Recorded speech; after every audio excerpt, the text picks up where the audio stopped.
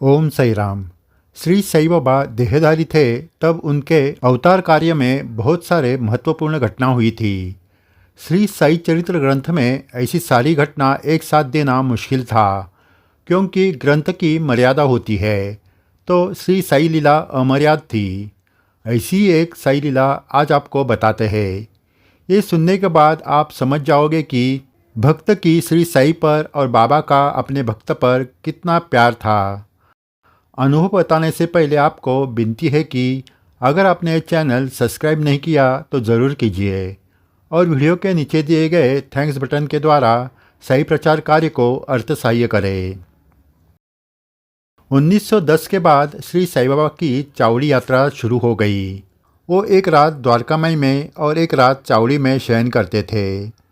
चावड़ी में बाबा को ले जाते वक्त भक्त धूमधाम से ले जाते थे, इसलिए भक्तों ने छत्र, चामर, चौरी, मोरसेल, गैस के दिए भेंट स्वरूप दिए थे, जिससे शोभा यात्रा नयन मनोहर दिखती थी। इस शोभा यात्रा को साई पालकी भी कहने जाने लगा, लेकिन बाबा कभी किसी पालकी में बैठे नहीं। इस शोभा यात्रा के लिए एक भक्त ने एक पालकी भेंट की थी। उनका नाम था सदाशिव धुंडीराज उर्फ सदू भैया नाईक। जब वो पालकी शिरडी में लाई गई तो वो बाबा जिस पत्थर पे बैठते थे उसके पास रखी गई। पालकी फोल्डिंग थी, वो 2 पेटियों में बंद थी। बाबा के भक्त बड़े आतुर थे कि वो पालकी बाहर निकालकर उसे सजाए, लेकिन बाबा कहते थे, निकालेंगे रे, ठहर जरा। ऐसे ही बहुत दिन बीत गए। एक दिन बाबा के भक्त रघुवीर भास्कर पुरंदर जी ने बाबा को कहा, आज मैं पालकी पेटी से निकालूंगा। ये सुनते ही बाबा भड़क गए और कहा, नहीं, मुझे पालकी नहीं चाहिए। लेकिन पुरंदर जी ने हठ ही चालू की। उन्होंने कहा, पालकी तो आकर रखी गई है, अब वो मुझे नहीं चाहिए ऐसे कहने से क्या होगा। वो कुछ नहीं, आज मैं पालकी बाहर निकालूंगा ही और सजाऊंगा भी। इतना कहकर पुरंदर ने बाबा के चरण छुए और पालकी की पेटी के तरफ बढ़ गए। यहाँ बाबा ने उन्हें ज़ोर ज़ोर से गाली देनी शुरू कर दी, लेकिन पुरंदर जी ने पालकी पेटी से निकालकर वो जोड़ दी। पालकी को सजाया, फिर बाबा ने गालियाँ देना बंद कर दिया। थोड़ी देर बाद पुरंदर जी ने बाबा को कहा, बाबा, आज चावड़ी का दिन है, आज आपको पालकी में बिठाकर ही चावड़ी में लेकर जाएंगे। बाबा फिर गुस्सा होकर कहने लगे, नहीं निकालनी है पालकी, वो ऐसे ही लेकर चावड़ी में रख दे। पुरंदर ने कहा, ऐसे खाली चावड़ी में कैसे लेकर जाए, रात के चावड़ी के शोभा यात्रा में साथ में लेकर जाएंगे। रात हो गई, 9 बज गए थे। बापू साहब जोग, बापू साहब बुट्टी, काका साहब दीक्षित, बाला साहब भाटे और चौबदार चावड़ी जाने की तैयारी में जुटे थे। तब पुरंदर जी ने बापू साहब जोग से कहा, बापू साहब, आज आप जल्दी मत कीजिए, आज पालकी के बिना चावड़ी पर नहीं जाएंगे। दोपहर में पालकी के वजह से पुरंदर जी को बाबा ने बहुत गालियाँ दी थी। वो याद करके बापू साहब जोग ने कहा, पुरंदरे, दोपहर को बाबा ने आपको गालियाँ देकर आपकी जो पूजा की वो क्या कम थी क्या? आप जो करना है वो करो, मैं बीच में नहीं आऊँगा। काका साहब दीक्षित जी ने कहा, पुरंदरे और बाबा का ठीक चल रहा है, उनको जो करना है वो करने दो, लेकिन चावड़ी यात्रा की जल्दी मत कीजिए। पुरंदरे ने कहा, मेरी पिटाई हुई तो भी चलेगा, लेकिन पालकी लिए बिना चावड़ी यात्रा नहीं होगी।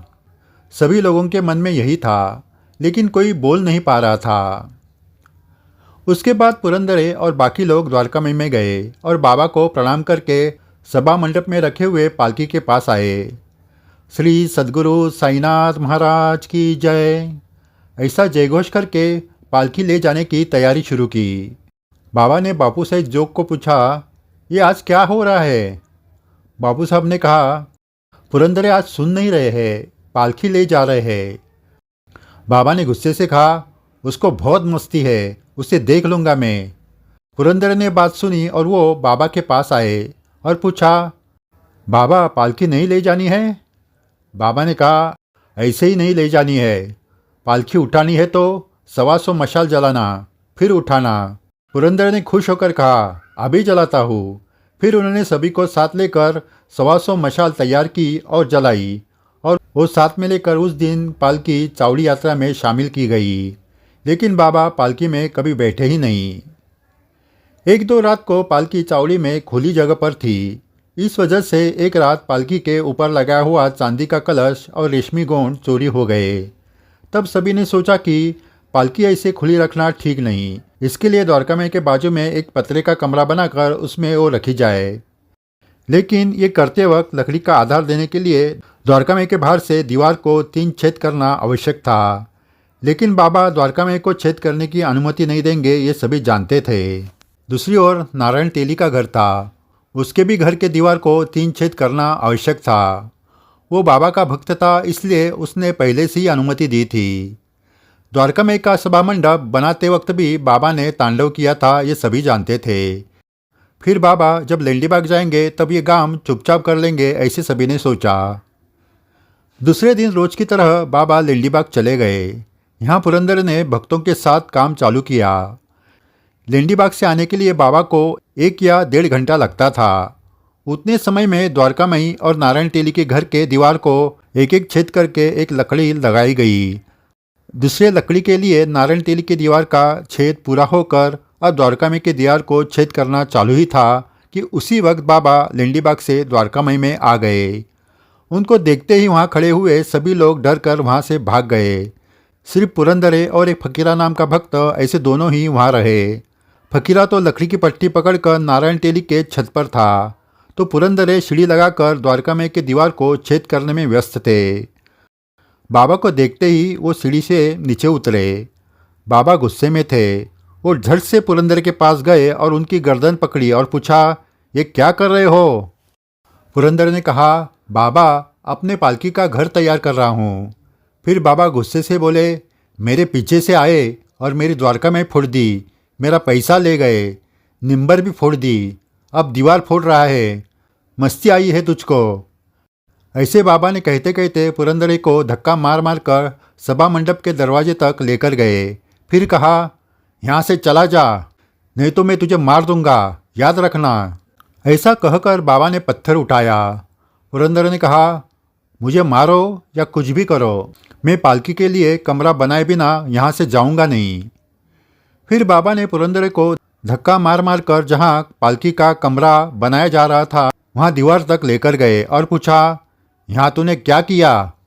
पुरंदर ने सब काम दिखाया और कहा, मुझे दीवार को और 2 छेद करने हैं, फिर उसमें लकड़ी की पट्टी लगाकर उस पर पतरे का छत चढ़ाना है, इतना ही काम है। बाबा ने कहा, मुझे कुछ नहीं चाहिए, तू यहाँ से निकल जा। पुरंदर ने कहा, एक रात में पालकी के रेशमी गोंद और चांदी का कलश चोरी हुआ है, फिर पालकी लाई क्यों? मैं कमरा किए बिना रहूँगा नहीं। ये सुनकर तो बाबा का गुस्सा 7वें आसमान पर चला गया। उन्होंने पुरंदर पर गालियों की बौछार चालू की। मुझे पालकी नहीं लगती है, तू क्या मेरी बराबरी करता है? तेली भी परेशान करते हैं, वाणी भी परेशान करते हैं, भड़वे भी परेशान करते हैं, तूने भी परेशान किया है, याद रख, तुझे देख लूँगा। इतना कहकर बाबा वहाँ से चले गए और द्वारका में जाकर बैठ गए। आने जाने वाले लोगों पर भी उन्होंने गालियों की बौछार चालू की थी।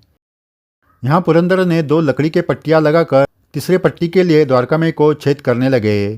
तब बाबा ने उसको लेकर आओ, ऐसा किसी के साथ बुलावा भेजा। पुरंदर तुरंत सीढ़ी से उतरे और द्वारका में बाबा के सामने आकर खड़े रहे। बाबा अब थोड़े शांत हो चुके थे।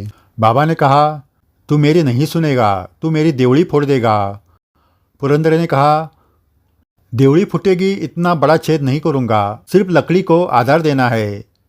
बाबा ने कहा, ठीक है, अब जा, तुझे जैसा लगता है वैसे करना, बाद में हम अच्छा करेंगे। फिर दोपहर की बाबा की आरती शुरू हुई। पुरंदरे अपने काम में व्यस्त थे। आरती पूरी होने के बाद बाबा के हाथ से उदी लेकर सभी अपने घर भोजन करने के लिए चले गए। थोड़ी देर के बाद भोजन करके सभी भक्त बाबा के पास वापस द्वारका में आकर बैठ गए। पुरंदरे भोजन किए बिना काम कर रहे थे। बाबा ने काका साहब से कहा, अब इसका क्या करें?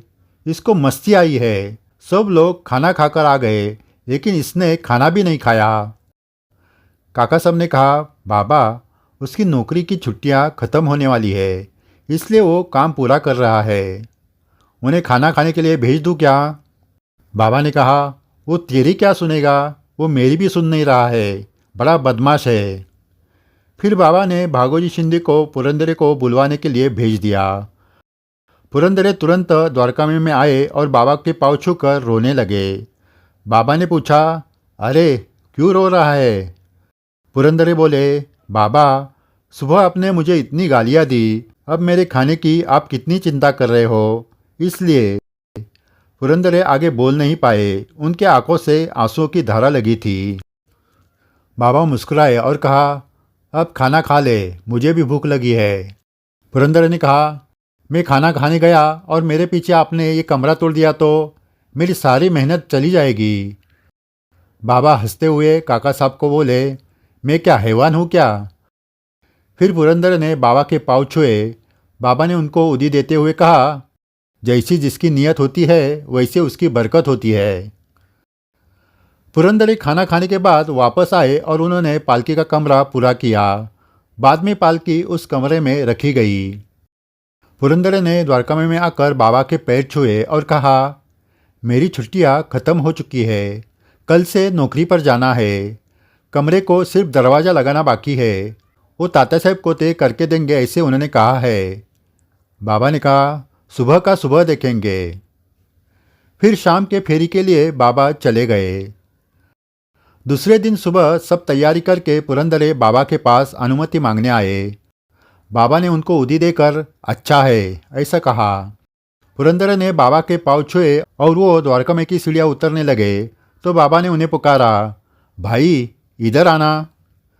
पुरंदरे फिर से बाबा के पास आए। बाबा ने पूछा, जाने की इतनी क्या जल्दी है?